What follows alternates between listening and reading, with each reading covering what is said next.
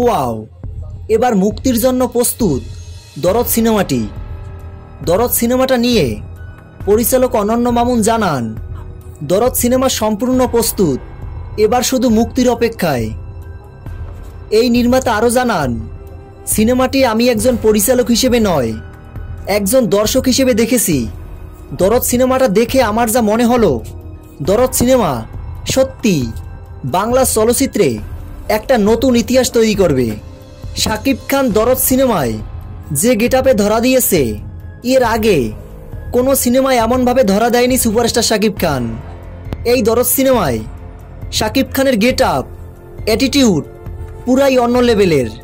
সম্প্রতি দরদ সিনেমার পক্ষ থেকে এমনই একটা সাইকো লুক প্রকাশ করা হয় সামাজিক যোগাযোগের মাধ্যমে।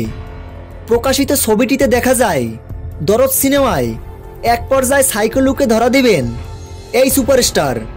আরও জানা যায়, খুব শীঘ্রই মুক্তি পাবে বহুল আলোচিত এই দরদ সিনেমাটি। তো ভিউয়ার্স, শাকিব খানের দরদ সিনেমাটা নিয়ে আপনারা কতটা এক্সাইটেড?